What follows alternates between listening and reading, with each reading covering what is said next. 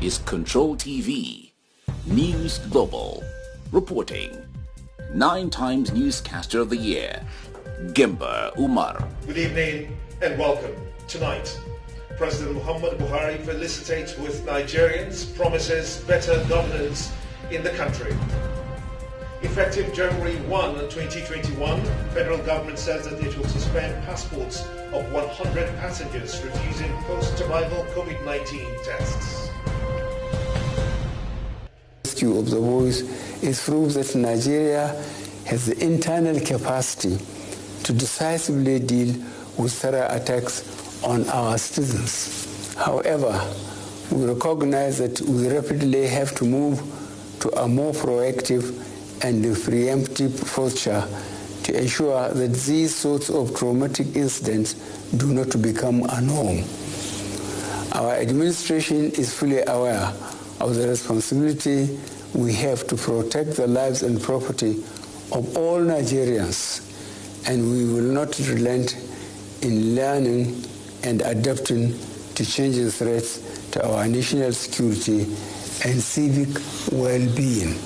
Nigeria has again been dealt a serious blow by the insurgent group Boko Haram in the northern part of the country.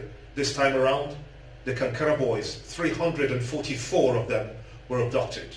There has been so much controversy that was generated as a result of this abduction by Boko Haram insurgent group. And that is indeed reminiscent of what happened in Chibok over 6 years ago, and only recently in Dapchi. Joining me on News Global and Control TV is Captain Aliu Umar, retired. I want to thank you so much indeed for joining us on the news at this time. Did this event, this accident event that has happened in Kankara, did it surprise you at all? Season's greetings, Gimba Umar, and indeed Nigerians. No, it wasn't. The Kankara incident, and indeed many others yet to happen, are what you can term accidents waiting to happen. I don't even want to call them accidents. They are all waiting to happen. And the reason why I say this is Kankara is not the first, Kankara is not the second, Kankara is not the third. There have been incidents where school children are taken off school grounds, and these are many as they are bound. Lagos also saw a fair share of that at a point in time. The reason I say there are actually security breaches waiting to happen is because we do not seem to want to learn from antecedents. We've already had enough baptism, and the reason I think that is because we have a federal government per se that has an insecurity complex. This insecurity complex is driven by this notion they seem to have that they can do everything and all things. The federal government itself is overwhelmed. They need help, and are probably too egocentric to look inward and get help, even where it is free. A safer schools policy, for example, there are templates. There are templates offered pro bono, just to ensure our children are safer, just to ensure that education doesn't take the brunt from this drive by insurgents, bandits, and kidnappers. So basically, it's not news that over 300 children were taken off their school grounds in broad daylight. And some people believe that this abduction is a quack abduction. Commentaries have been coming through social media and even mainstream media that perhaps this was staged. Do you think that that conversation in that line holds any water? Well, if it was staged or not, two things are clear. Two things are clear: that it is actually possible in 2020 Nigeria to take over 300 children out of school in broad daylight. That is one.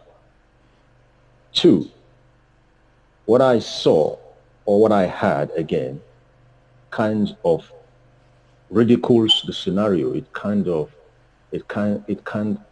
assaults one's intelligence. Was made to understand that the insurgents were actually negotiated with, and repentant insurgents, or is it repentant bandits now, were used. And if from my wayside position as a wayside strategic security and intelligence consult person is anything to go by, I can tell you that repentant terrorists or repentant bandits are the last negotiation chip you can wave at their former communities. The reason is simple. When you defect from a terrorist camp, let me use the word defect. When you defect and renounce them, they also forswear you. You become a traitor. You become a betrayer to them. So any person who wants to use such persons as his bargaining chip actually endanger the captive, because they may just allow you to whom they have renounced at the very least.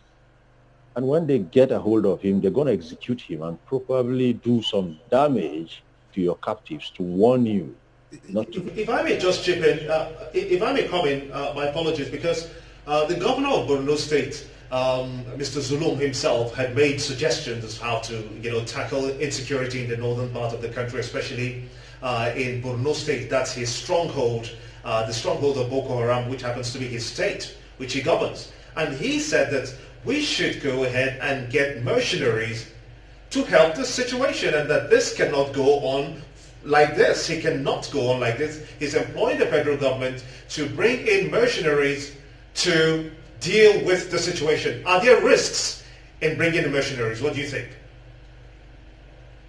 Of course, there are risks.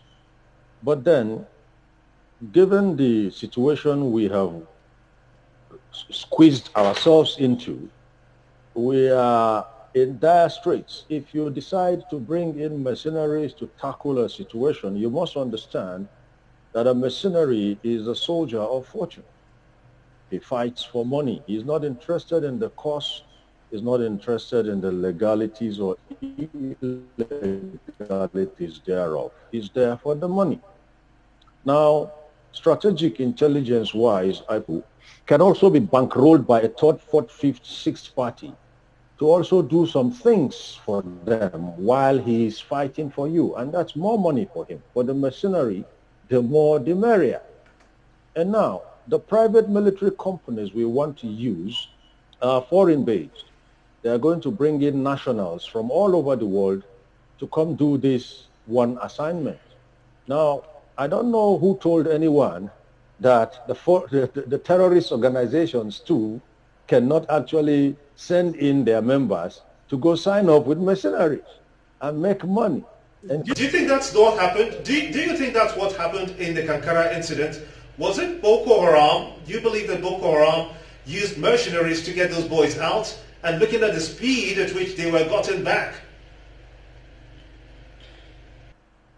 the whole thing begs reasoning. The whole thing is laughable, if you ask me, Gimba, because if profiling is anything to go by, that thing, that incident, that event did not have the trappings or the signs or the telltale signs of a Boko Haram operations. But then, be things as they are, it is not unlikely, it's not impossible that Boko Haram could have used what they have to get what they want. This thing is business, as you can see. It has become business because it's been allowed to fester for such a long time that, if you recall, as far back as 2 years ago, I started saying from my profiling of the situations at hand the threats are becoming bolder.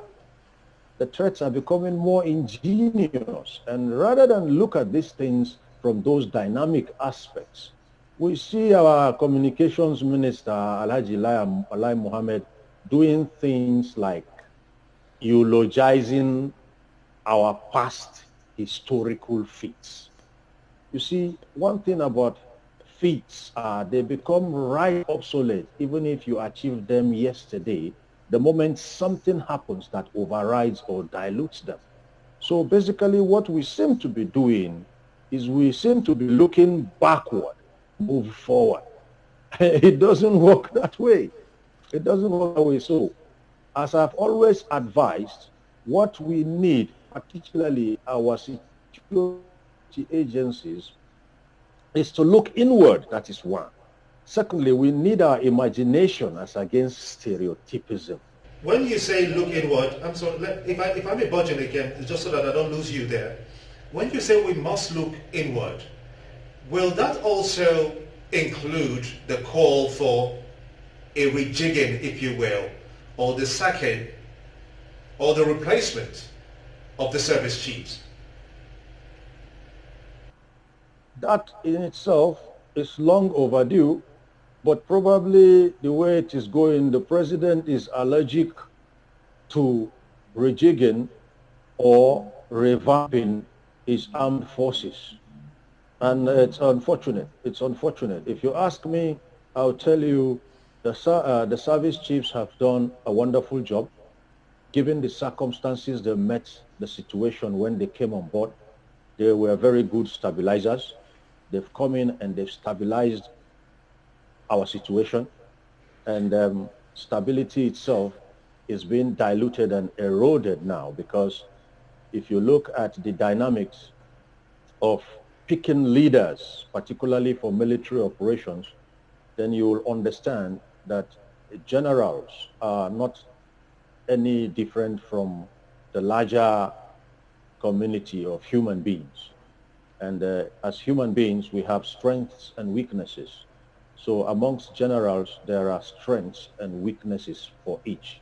Just like for a football team, you have strikers, defenders, wingers, goalkeepers. Amongst generals, we also have traits. You have tacticians, you have logisticians, you have assault pioneers, you have stabilizers, you have influencers, you name it. So depending on what phase of the operation you are in, you will need a different general to take things off. We have been on the defensive. They keep attacking, we keep repelling. Most probably because the service chief generals we have are stabilizers. Now we need a service chief who is an assault pioneer to take the battle forward from where it is present. I'll take that as your last words. I must thank you so much indeed, Umar. Ali Umar, retired, a security expert of all fields. Many thanks indeed for talking to us from where you are. And now to our COVID-19 update. Effective from the 1st of January 2021, the first 100 passengers on arrival into the country who failed to conduct their post-COVID-19 tests will have their names published in the national dailies and also have their passports suspended for 6 months. The chairman of the Presidential Task Force on COVID-19, Mr. Boss Mustafa, made the announcement in Abuja on Tuesday during its briefing. Mr. Mustafa, who is also the Secretary to the Government of the Federation, the SGF, said that the names of the passengers will be published on January 1st, 2021, while the suspension of the passports would last for 6 months. He also revealed that there are some additional quarantine protocols to be observed by travellers arriving from the UK and South Africa. The new protocols, according to the task force, who already predicts that January 2021 will be a tough month, is to minimize the possibility of virus importation into the country. The SGF lamented the difficulties experienced in the national response, noting that the nation's response is passing through a challenging phase due to the seriousness of the second wave of the infections in Nigeria. In his words, Week 52 has so far given us the highest number of infections in a single week to date. Our analysis shows that 16 out of every 100 tests carried out are positive. We're also seeing increase in transmissions among young people and this is not considered good and safe. We must therefore exercise utmost restraint by taking responsibility. End of quote. Mustafa said that the PTF has discussed two critical issues, oxygen supply and case management, and during the conversation with health authorities, CMDs of federal tertiary institutions in Abuja, National Hospital Jabi and Bogbolada, the PTF directed that the level of infections, prevention and control, as well as case management should be prioritized immediately. And just before we go, a quick reminder of the headlines. President Muhammad Buhari felicitates with Nigerians on the occasion of New Year assures of better governance. Effective 1st of January 2021, the federal government says that it will suspend passports of 100 passengers refusing post-arrival COVID-19 tests. Well, that's it on Control TV News Global. Many thanks indeed for watching. On behalf of everyone here, have a splendid night rest and a pleasant 2021. I am Gimba Umar. Good night.